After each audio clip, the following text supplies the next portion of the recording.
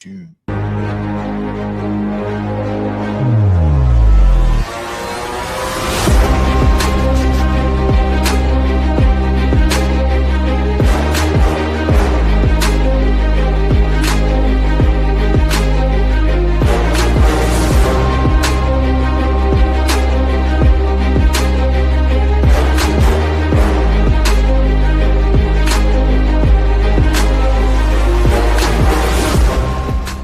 Welcome to the Power 5 Proverbs Sports League, Power 5 Sports League Proverbs podcast with Coach Norman and Coach A, where we break down the journey from youth sports to the pros.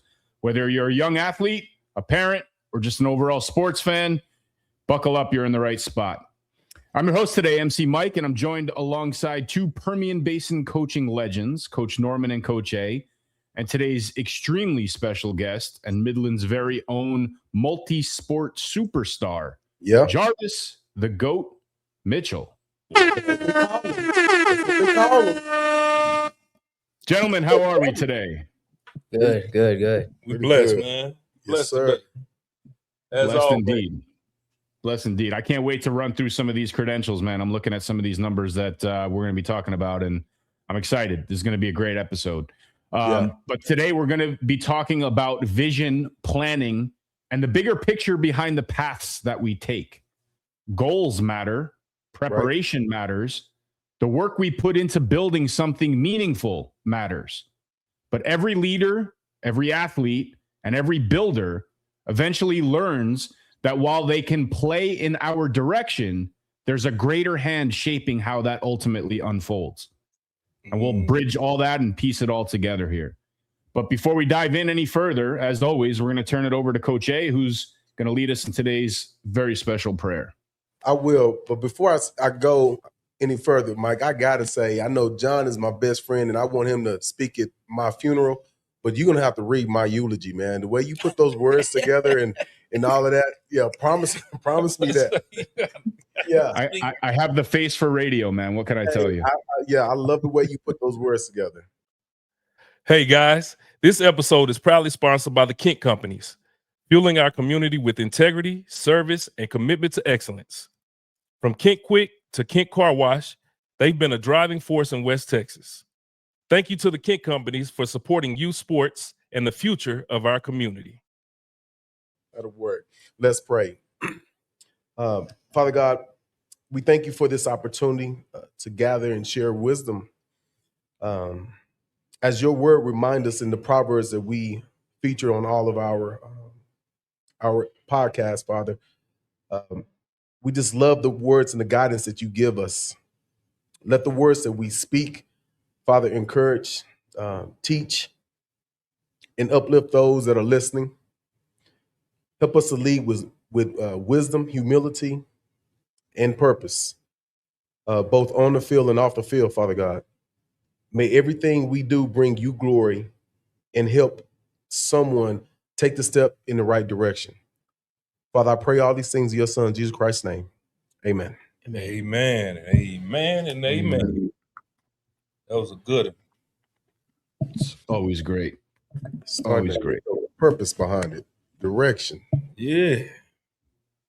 Well, it's all leading in today's proverb, which Coach Norman's going to break down for us now. And this is a simple one, but a powerful one. Absolutely, man. So we coming out of Proverbs 16:9 in the NIV version. The heart of a man plans his way, but the Lord establishes his steps. I say it again. The heart of a man plans his way, but the Lord establishes his steps.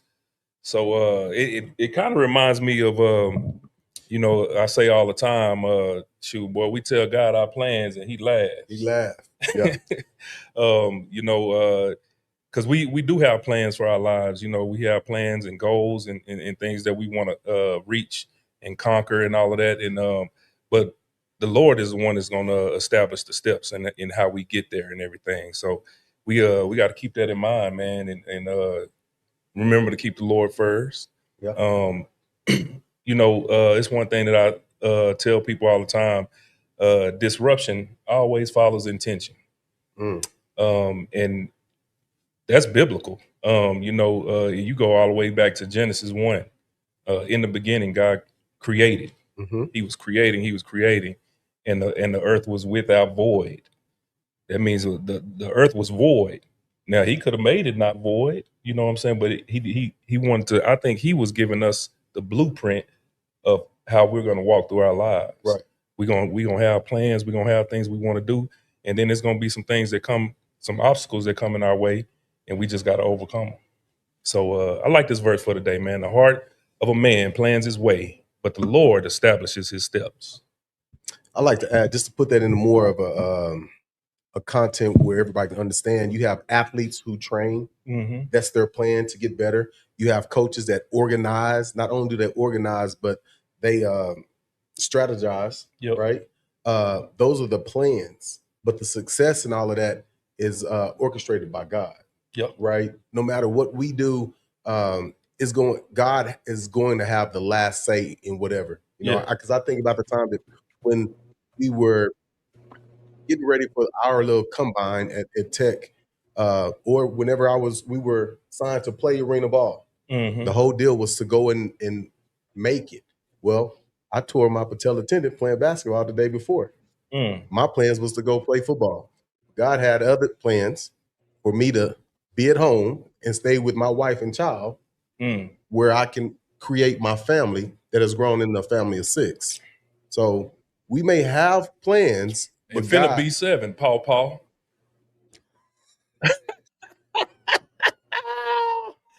Oh, Paul. man, don't even start that.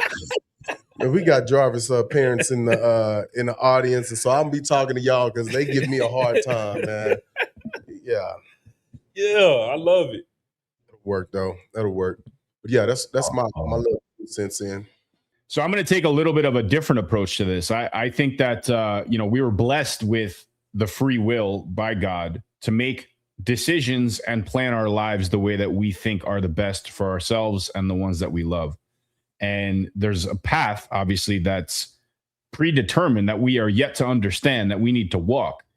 And sometimes those plans are correct in leading us in those directions. Sometimes they veer off and they lead to other plans. And in hindsight, we can always say that, well, if we didn't do this, then this wouldn't be where it is. We wouldn't have, a family of 7. We wouldn't have, kids that are the greatest blessing that will leave this earth. I mean, every decision we make leads us to that next step. And we have to walk that path in order for us to truly understand that. But I feel like the goals that we set for ourselves are really the motivation factor to make our lives better, make our surroundings better, our family better, our community better. And if we are on that right path that God sets for us, then we will start seeing the results that we had from those original plans. If not, whatever comes of it, thy will be done. Right. Yeah, buddy. So your preparation. Yes, sir. Just walk us through some of the things that you prepare for. Like when you're getting ready to run a track meet, or you're getting ready to play a game. What are some of the things that you do to prepare? To prepare yourself, because that's the planning portion of it. So I sometimes stretch with my teammates, and then after we start stretching, we get in a little group and we pray. And for football, we do the same thing. We stretch, and then we pray all together as a team. Yeah, some of the stuff I do. Yeah, that's awesome, man. What about let's go even further back, like to the off season. When you're out of season, when you're not playing football, which nowadays it seems like it's year round, but when you're out of season, you're not playing, and you're doing other sports and stuff. What are some of the things you think that are essential into preparing you for when you do get into season? I really think working out, it helps you much because, steps and all that. Gotcha.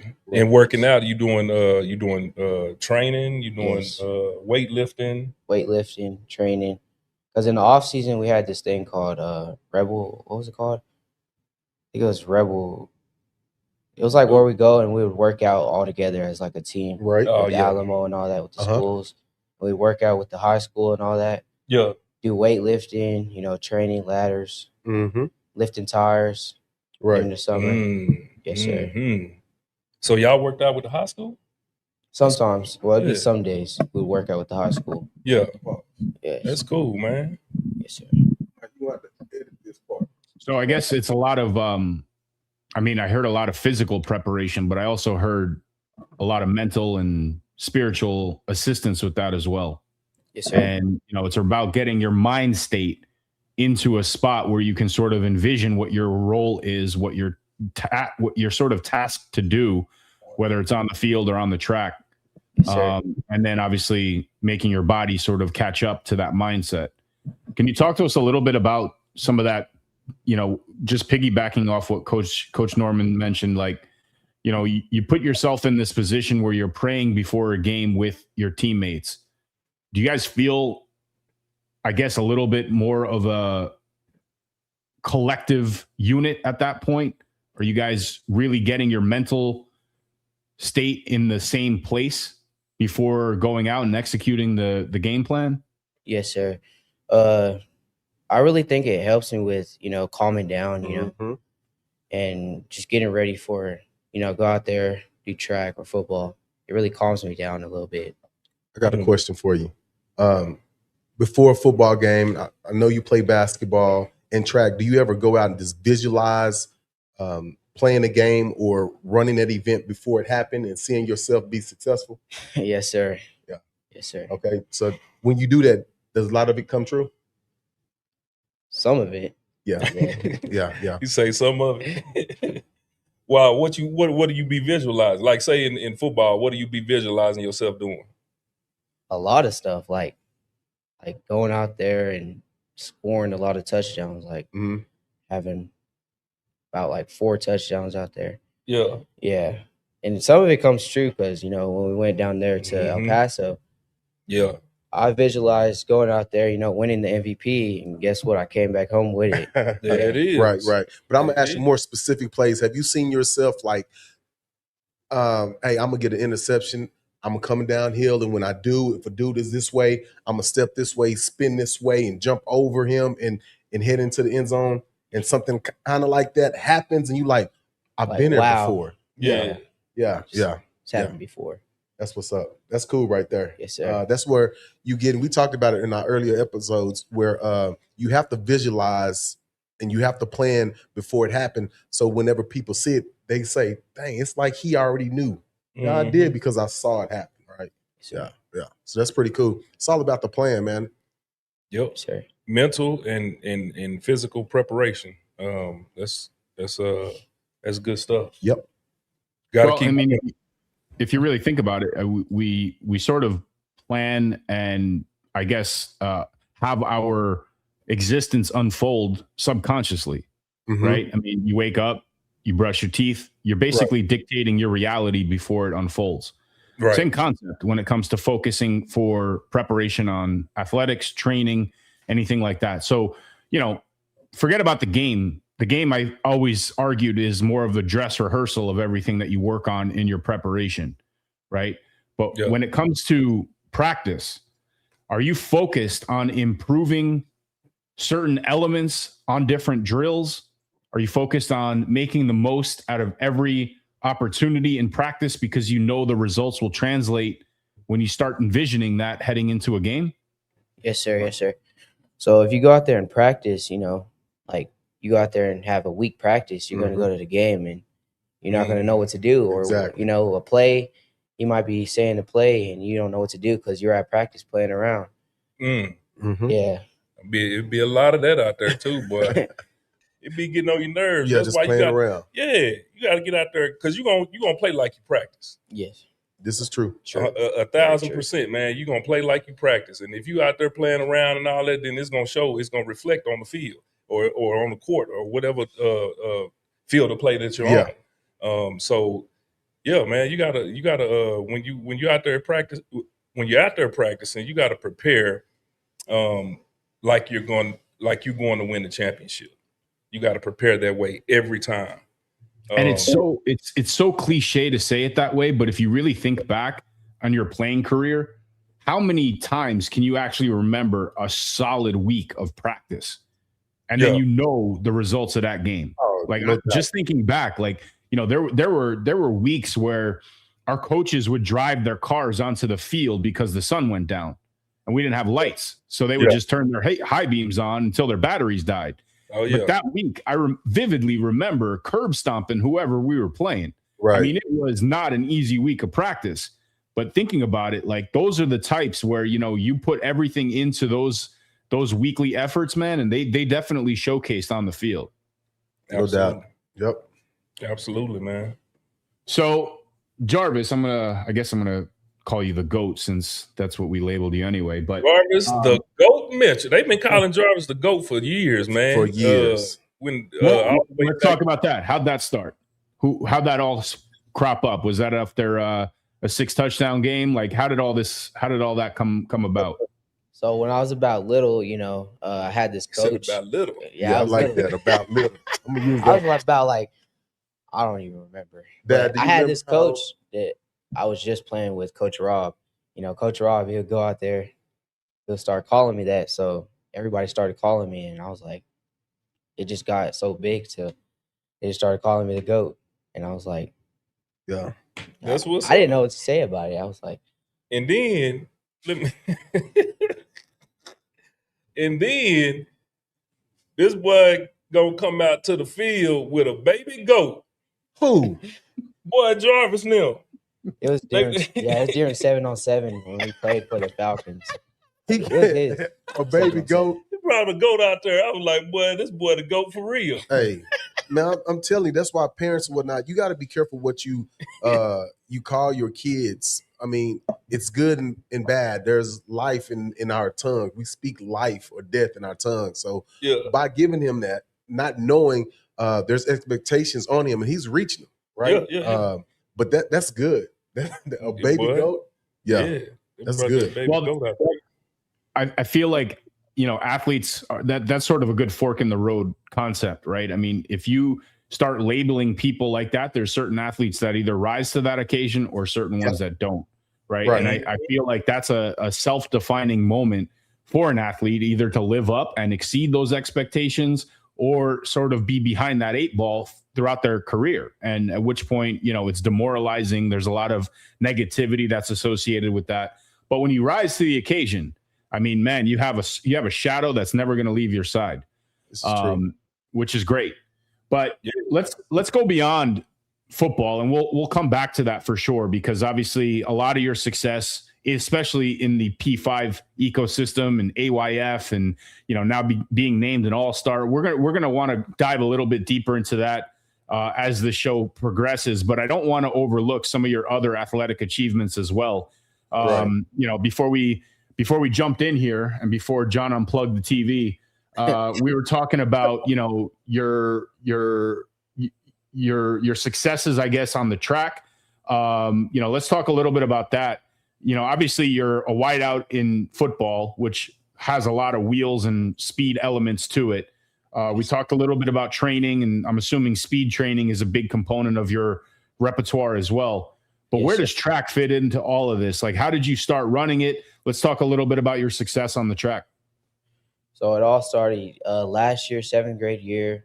I go out there, and they weren't taking me very serious. So I had to go out there and earn it, So I went out there. It was like this one practice. Yeah, we're running 200s. I was racing against 8th graders. And on the 200, I beat most of them. Not all of them. It was most of them. Yeah. And the coach was like, you want to come on the 4x2? And I was like, yes, sir. So we went to the track, track meet. And I was on the 4x2. And then ever since, I've just been on every race. 100, 200, 4x1, 4x2. Yeah, that's how it started. That's what's up, man. And then getting into that 100. So now, last week it was? Last week? Yes, sir. Man, 10.87. Oh, no, that was yesterday. That was yesterday. Yes, sir. We got to put that on. That was the 5th that was March. The 5th of March. He ran.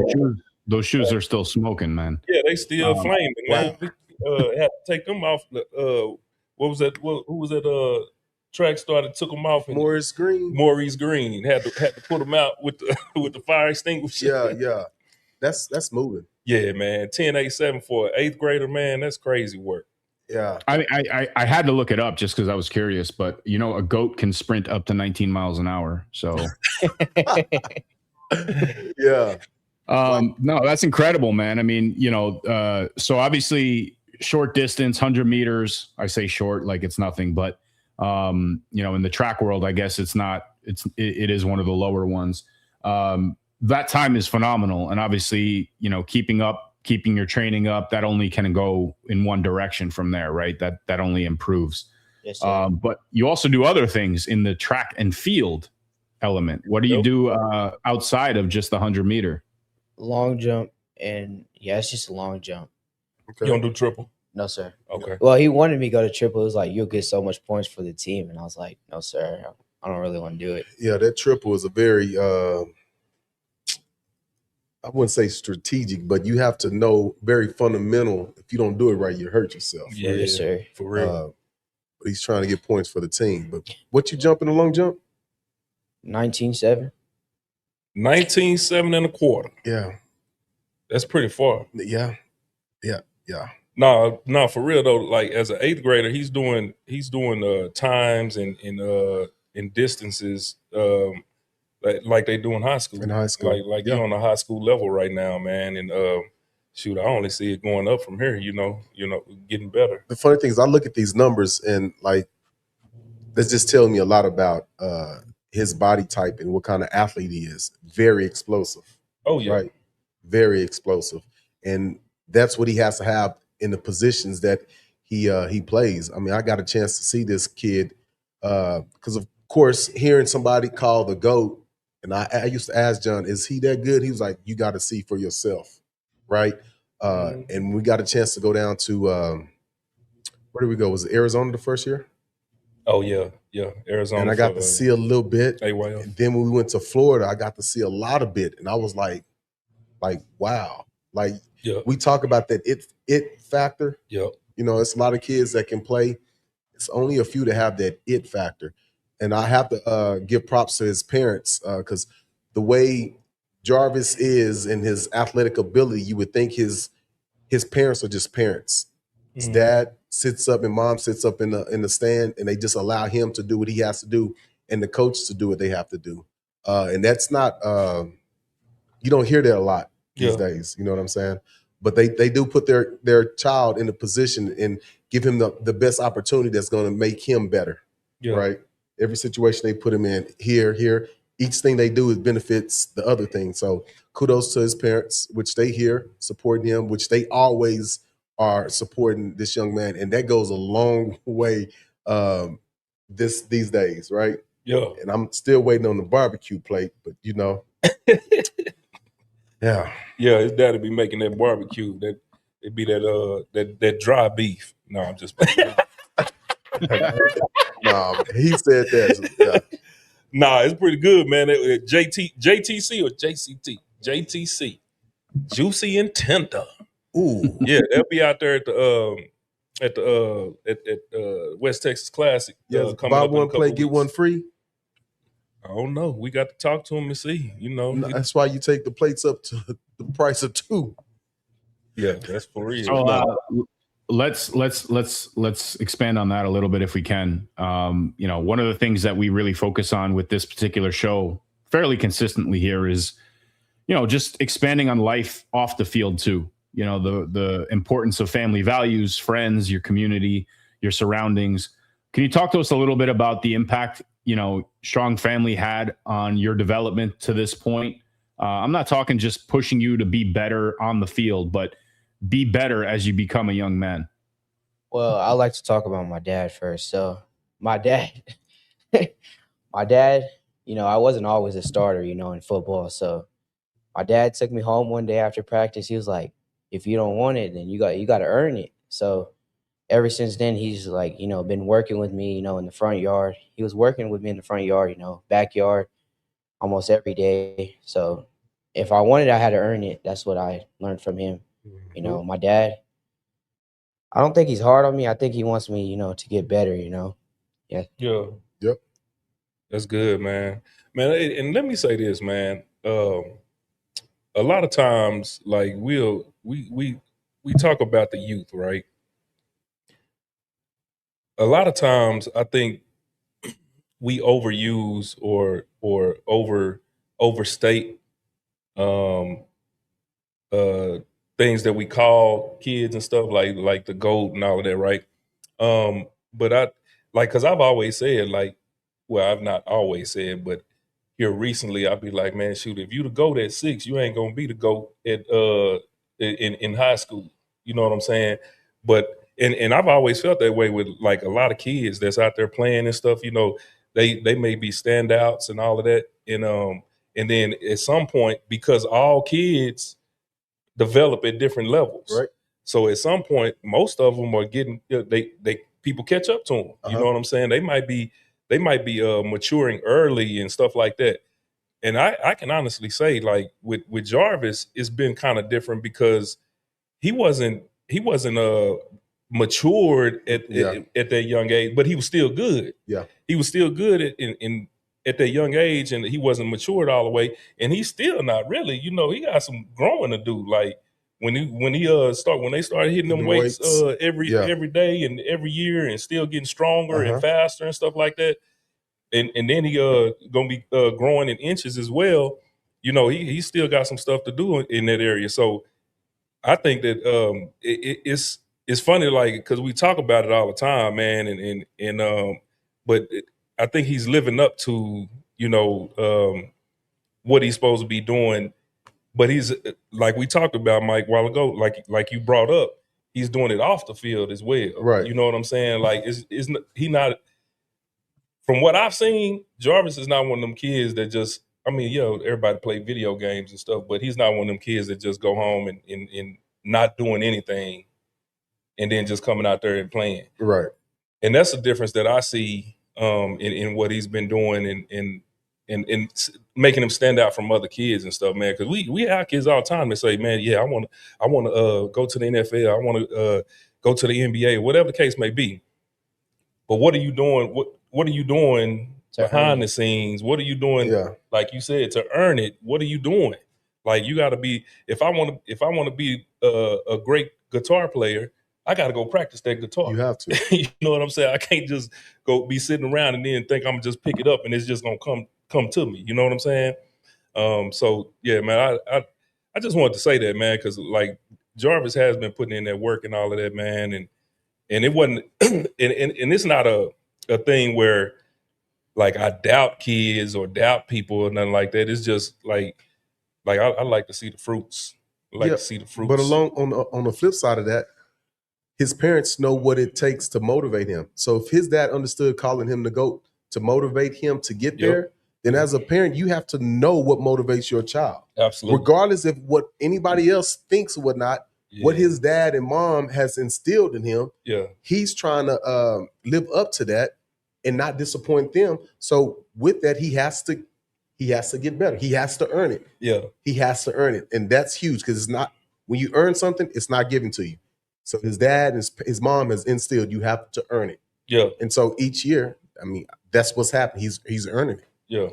So I'm going to throw this back up here because it only adds to what we're talking about with respect to the proverb, where we're going to have a set of goals, a set of different things that we want to establish in our life at whatever stage of our life, right? Whether, you're growing and you want to do the best you possibly can at track, whatever outside forces, whether it's parents, whether it's friends, whether it's coaches, teammates, community, whatever it is, helps you achieve that path. In a way, isn't that the Lord establishing that step to get you to achieve those goals? Yes, sir. And again, I think that is something that we, again, only really recognize in hindsight, but we have to train ourselves to appreciate as the process is unfolding. Mm-hmm. Cool. So let's talk a little bit about baseball. You mentioned you're a center fielder. Obviously, speed critical in that position. Is this a game that you've been playing for a while? Is this something new? Talk to us a little bit about your baseball career so far. Well, it's something new. My first year, I made All-Stars, and then my second year I didn't play, and then I think was it last year? I think it was last year I played with them for like a season. Oh, with P5. Yeah, P5. Yeah, I played with them for a season, and then he didn't want to put me at pitcher. I asked him if he could put me at pitcher. He was like, "Nah." He was like, "We got to keep you in the center field because you're fast and all that." And I was like, I just stopped asking him. Who was that, Coach Mooch? Yes, sir. Boy, Coach Mooch, man, could let you pitch one time. I didn't even pitch one time in any of the games. Come on, Coach Mooch. All he had to do is ask who's played dodgeball. Yeah, you know. But again, Mike, that goes along like his parents putting him in baseball. He's a football track guy, and we constantly talk about each sport complements another sport. Yeah. Center field, tracking the ball, like that is huge. Able to drop your hips and run at an angle that you have to. So I understand when he's playing safety, how he's able to open his hips and track the ball when it's up and not even worried about the receiver. So I don't know if his parents understand what they're doing by allowing him to play these other sports that he's not the number one in, because as a basketball official, I got a chance to officiate him playing basketball. Now, he's not a basketball player, but he's an athlete. Yeah. Defense, a ball's in the air, rebound, and put it back up. He's going to do that.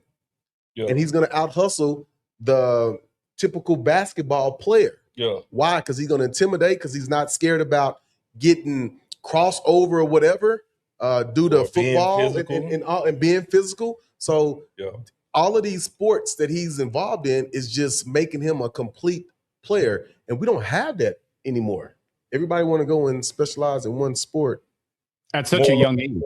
Yeah, at a young age. And the development of those skill sets are just neglected, because you do learn things in baseball that perhaps you can apply to other sports that if you're not given that opportunity, obviously you're not going to be able to water that seed, especially at a young age. And when you have the capabilities, the energy, and I guess the stamina in order to, participate in multiple sports, particularly in the same season. Yes. Yeah. But let's jump back to the gridiron here, man, because obviously this is a huge accomplishment. In fact, it's a record-breaking accomplishment for the Black Gold Conference, for Power 5 Sports League. You were selected to the 2026 AYF All-Star. Wow. Talk to us a little bit about your journey through AYF. Yeah. Wait for the applause. Talk to us a little bit about your journey with AYF, the opportunities that sort of were on the horizon for you by going to travel and play football in a different state against different teams, and then taking that opportunity to the national stage, facing teams and organizations from all over the country in a tournament style environment that obviously led to a championship. So talk to us a little bit about how your mindset and how you experienced that whole process. So I really learned that, when traveling and you're playing these different teams, we played, what was it? I think it was Michigan. Yeah, Michigan and Florida. Yeah. I learned that it wasn't very easy, because these teams that team was really good. They had a big, fast running back. They had a couple of you on their team, huh? Yeah, he was like 6'1". Yeah, he's like 6'1". He was fast. I was like, man, he's fast. But, you got to learn that if you really want to stick with them, you got to, work out and all that. You got to have the mindset, you got to be mental, That's good. Absolutely, man. That's that's a good point you bring up. When going out there, getting out and traveling instead of just being local, you seeing all kinds of different talent out there, and I can tell you from experience, the older you get, the more they're gonna be out there. You're gonna see more and more. When you go to college, everybody is not everybody, but most of them are gonna be good. When you get to the pros, everybody is good. Everybody is good. When you get to the pro, now it's some politics being played into it a little bit, but for the most part, everybody out there is good. Right. You get people that come from colleges you never heard of. You know what I'm saying? Like it'd be like, man, where he come from? shoot, just watching the combine the other day, everybody running these 4.3s from all different schools, and you didn't see them balling like that during the season, right? But then they come out to their workout and they running 4.3s and all. You're like, dang, where this receiver come from? Right. It might be a small school or whatnot. So that's a good point that you bring up, man. That everybody is good going out there, but it's it's even a better point that you out there competing with them. Mm-hmm. You know what I'm saying? And not cowering down or Giving backing up. down, giving up, and all of that, man. That's good that you out there competing with them. So much so that you won a championship out there, Yes, sir. in Florida. Yes, sir. And then, man, I'm just so proud, man, that he's the first player out of our region, the Desert Mountain region in AYF, first player and only player to be selected to the All-Star that'll be coming up next weekend. So that's a huge accomplishment, man. And shoot, you the first. Huh? Very grateful, very grateful. Yeah, man, that's awesome, man. Yeah, man, let's give it up for him on that, man. That's what I'm talking about, Jarvis. Good job, man. That's amazing. No, that's amazing. So let's talk about that experience if we can. And you've obviously worked in perfecting your skill sets on the field with Coach Rob. You've had some pretty consistent teammates, and one of them we've actually had on the show before, Sunshine. Yes, sir. Talk to us a little bit about your maturation and your growth with both the coaches and the teammates that sort of got you into a rhythm to be recognized as an all-star. So first, I'd like to talk about Sunshine. My quarterback. Yeah. We played against each other in Taifa one year in Little League. It was Little League, yes, sir. I played on Empire. He played on the Frogs, and we were something like a rivalry. Every game we play each other, it would just be chaos everywhere. Going back and forth. Yeah, and then until he finally beat me in the playoffs, and then we went on to go play on the same team on, I think it was the Longhorns for 2 years. Yep, 2 years, and then ever since we just got to know each other, and then have a chemistry and all that. And then Coach Rob, I think I met him. My first year playing with him was on the Longhorns. Yep. And ever since, that's been my coach, till now. Yeah. And then now you at A-Bell.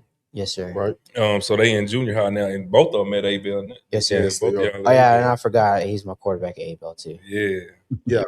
Remember, we had him on one episode, and remember he rolled out one side, and he said he saw Jarvis running across the field, and he said, if Jarvis is there, I'm just going to throw it up because he's going to come down with it. Right? We just have that connection, and then like when we're in the huddle, I'm like, you see the kid they have out there on me, and he trusts me, so he just throws it to me, Yeah. You might have to change his name from GOAT to Bombzilla, Dad. Bombzilla. The DB killer. Because he go deep from week to week. Don't be alarmed. Just throw him the ball. And I actually played quarterback I think it was Little League when we played against Silas. I played quarterback. Oh, yeah. Yep. Yes, that's why I put that up there, man. I knew he played quarterback for a long while. Little while. Yeah, a little while. And but yeah, that just shows his versatile nature, right? Where he can play all of these different positions. So, I mean, that's why he the GOAT, man. And got selected to the All-Star. That's nice right there. It's awesome, man. Yeah. I get to see him too, man. It's next weekend during spring break. So I'll be out there because we have our AYF national meeting. To talk about the season coming up and everything. So we'll be out there that weekend, and shoot, man, we look forward to it. I look forward to seeing him. So what's the structure of all of this? I know he's coming from Texas. You got kids coming from everywhere. Yeah, you got kids coming from everywhere, all over the country. So it's a little bit different than our All-Stars. When we do All-Stars, we have All-Stars within our conference, in the Black Gold Conference, and we go to Florida to play those games. Right. And this one is the entire AYF All-Stars. So it's the junior high All-Stars. So all of these 12, 13-year-olds and everything, they select them from all over the country, and in different so it's regional, really. Right. You know, you got these different regions, and the one our desert mountain region, shoot, he was the only one selected out of there. So you got the other regions and stuff. You got kids that come from. That's huge, man. Yeah, it's crazy. As a high school coach, I would be smiling right now, just knowing that my athletes are coming up through this system. Yeah. It just kind of give you like a glimpse in the future of what he's about to get. Yeah. All right. But again, a lot of that has to do with the environment that is awarded or offered, right? So, we talk about regionals, we talk about nationals, we talk about a lot of these pieces.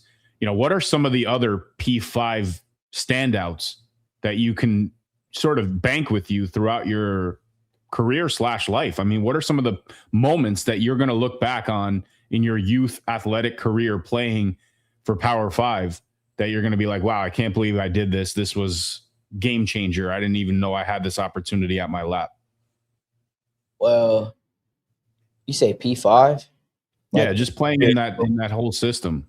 Yeah, because the teams that you played on, the Gamecocks, the Longhorns, all of that has been in the Power 5, and so I'm probably gonna have to say, the Gamecocks. The Gamecocks, that's my family. Those are my brothers, man.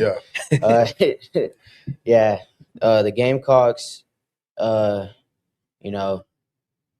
probably have what's to like say- if you had to choose a memory that you could remember, like a big game or a big moment that happened in the game or something like Florida.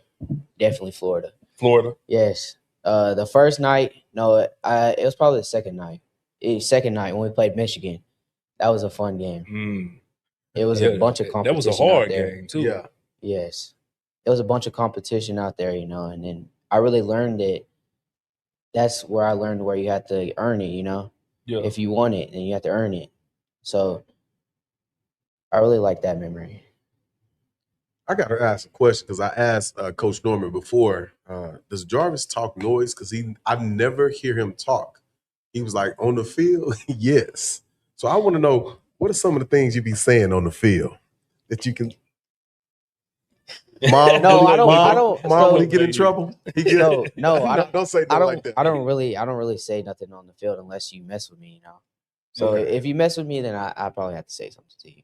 All right, now. I thought I was going to hear some of that new stuff so I can try to use it. Right? Try it out there, huh? Wait. Don't get yourself in trouble. No, it's nothing bad. It's nothing bad. And I think it was it last week? It was when we went to go play All-Stars in El Paso. Yeah, he was holding me. I was trying to get the ball, and I came down with the ball, and he started ripping it, and he just started like getting mad, and the ref was trying to pull him off me. So I got up, and he started talking mess, and I was like, bro, it's gonna be a long ride home for you, bro. Okay. Because they didn't score any touchdowns. It wasn't no competition. Yeah. We're gonna have to frustration. Mic him up. I want to hear the real. I don't believe that's all he said. I want to mic him up. I don't talk. Hey, because I know your dad. No. So let's stick with the Gamecocks. Obviously, there were some pretty important and big games that happened last year. Championship weekend in Lubbock, Texas Tech. Yes. Talk to us. I mean, I did a lot of the play-by-play on that game, which we were recording for so long that YouTube cut it off, which I was very disappointed at. And I was also freezing coming from Miami. But that was easily one of the best football games that I've seen in a very long time. Talk to us a little bit about what it was like walking on that field where, the two gentlemen on either side played on that field, sweat on that field, bled on that field, D1 school, in that environment. Talk to us about where your mindset is, where you were preparing for that, and then obviously executing such a great game. Well, going into that game, I was really nervous, but when I stepped on the field, I was like, man, I'm really here. Yeah. It was pretty big. I was really, excited to play in it. But also, I really wanted to go out there and, compete, dominate. In that game, I think we had a tie score. What was it, 36-36? Yeah. They were driving down the field, the fourth quarter, They passed it to this big old dude. He was like 6 foot, I think, big white kid. Yeah, he's running down the sideline. I think it was like 30 seconds left, probably 30 seconds left. Yeah, it was close. I tackle him on the 1 yard line, and his goal line. I think goal line saving time. Yeah, his goal line. Goal line. They had the goal line. My what was it? Linebacker Robert Evans. Big Rob. Oh yeah. He goes through the hole. He hits him. I think he fumbles it, and then gets the ball, and we get it, and they just called the game. That was that was a dominant game right there. Yeah, I think you guys were up at that point, and that was the game-saving tackle, and then of course the forced fumble at the goal line that would have given them the lead.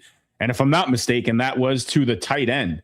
They had a very dominant tight end on the field, and he also played defensive end. And we were talking with him and his parents after the game. I mean, these were not, just random kids that were thrown together from Oklahoma. I mean, this was a solid team. And like I said, I mean, to win a game like that, to end a game like that in that environment, you couldn't ask for a better, main event, so to speak.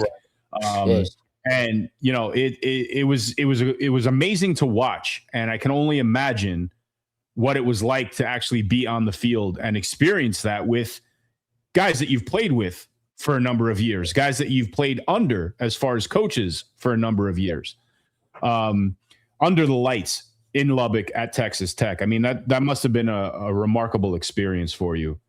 That's one of my favorite memories. That's playing with that team. That's they great. Look good out there too, boy. They had that. They look great. Them black uniforms with that red chrome. Shiny numbers. Yeah. Yeah, man. So, we talk about the connections and sort of the chemistry that you have with Sunshine as a wideout, but let's talk about the other side of the ball because, again, you're sitting between two defensive backs who, pride themselves on ball hawks, John, Antoine. Right.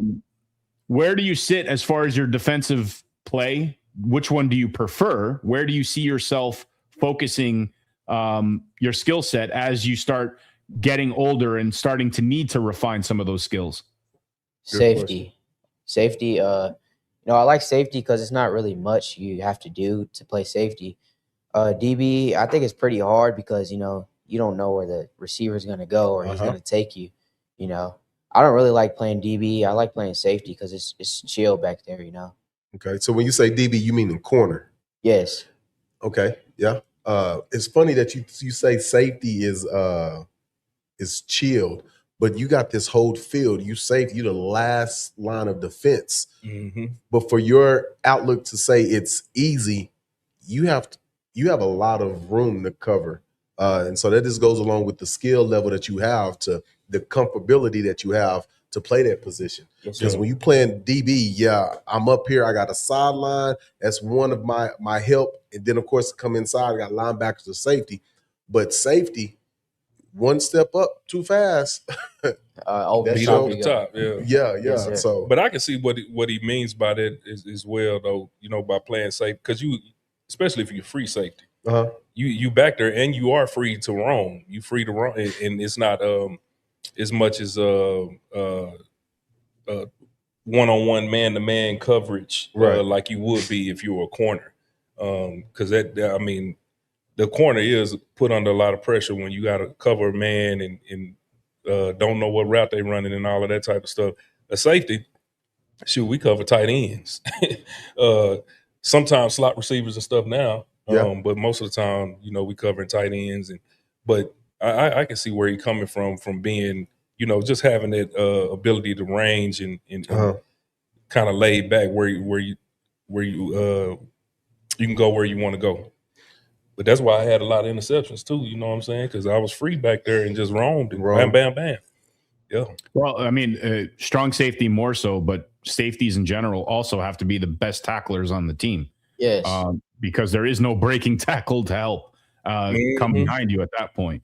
So you're stepping in the hole, you're hitting that tight end, you're stopping them on that 1 yard line to prevent the go ahead score. And then again, it's football, man. Anything could happen. Next play, fumble, you win that game, you win the championship. Right. Yes. Right.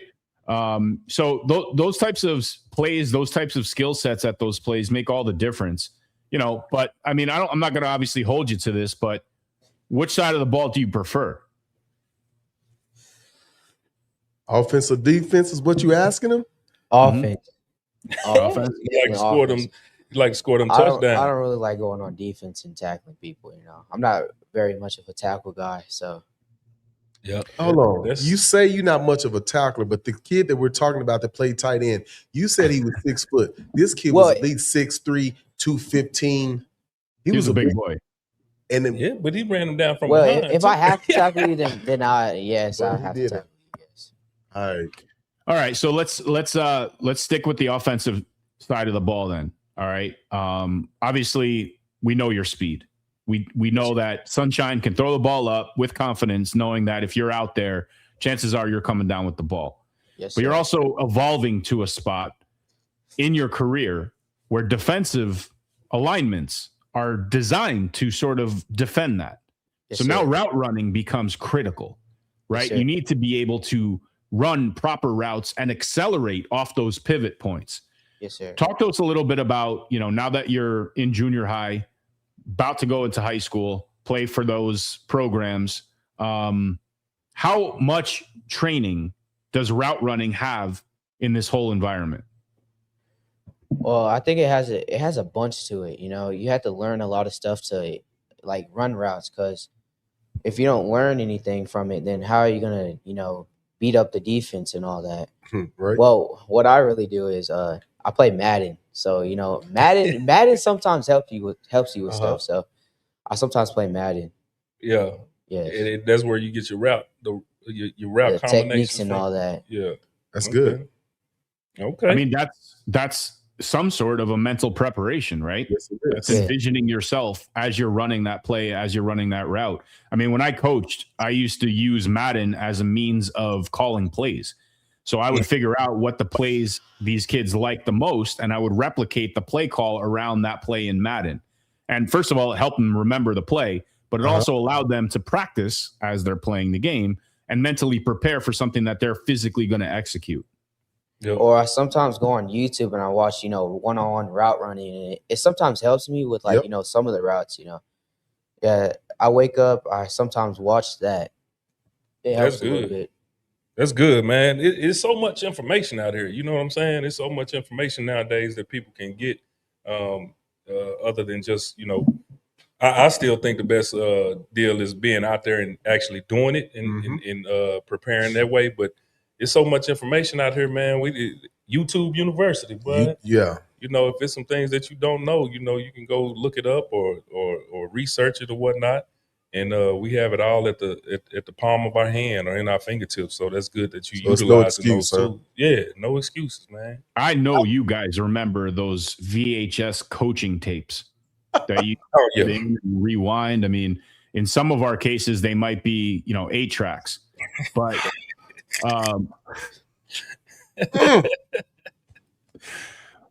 nonetheless, we do have an information superhighway to help us train, help us prepare. And we've also talked about the importance of film and really how that plays into all this as well. And again, all of these are advantages to make you perfect your skill set and be the absolute GOAT at what you want to be.